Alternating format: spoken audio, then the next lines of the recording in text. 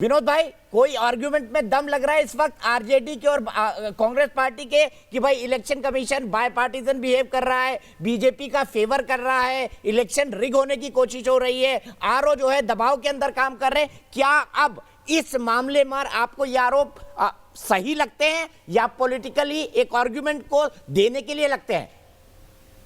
देखिए दीपक जी, ऐसा है कि ये आरोप जो है चुनाव में हमेशा लगते रहे हैं, पहली बार नहीं लग रहे हैं।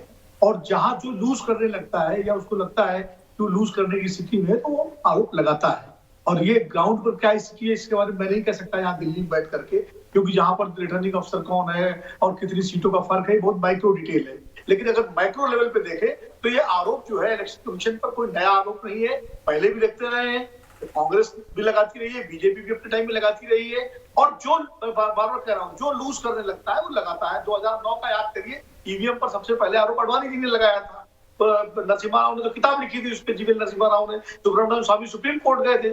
और जब कांग्रेस हारी तो उस वक्त कांग्रेस डिफेंड कर रही थी ईवीएम को, क्योंकि कांग्रेस ही लाई थी। अब कांग्रेस उस तरह का आरोप लगा रही है या दूसरे दल लगा रहे हैं।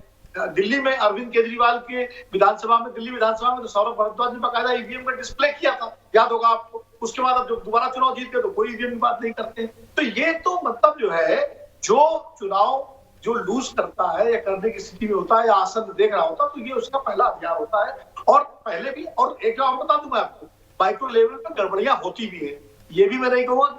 लेकिन मैं ये नहीं कहूंगा बड़े स्तर पर इलेक्शन कमीशन कोई गड़बड़ी करता हो, लेकिन माइक्रो लेवल पर छोटे अधिकारी जो है कई बार अपने जो है जो मास्टर्स होते हैं, पॉलिटिकल मास्टर्स, चाहे वो किसी पार्टी के हो, उनके कहने पर कभी कभी गड़बड़ियां करते हैं। ऐसे कई उदाहरण अतीत में आए भी हैं। बैलेट पेपर के जमाने में भी होते थे, ईवीएम के जमाने में भी होते हैं। और इसीलिए एक दबाव बनाने की राजनीति के तहत भी जो है इस तरह का तुरंत प्रेस कॉन्फ्रेंस करके कोशिश की जाती है कि जो है इस तरह का वो ना हो। तो ये बड़ा जांच का विषय है। लेकिन इन जनरल अगर आप मानेंगे तो आप ये इस बात को कहें, मैं फिर कहूंगा इस पोजीशन को, कि ईवीएम पर, चुनाव आयोग पर सवाल हमेशा जो लूज करता है वो उठाता है।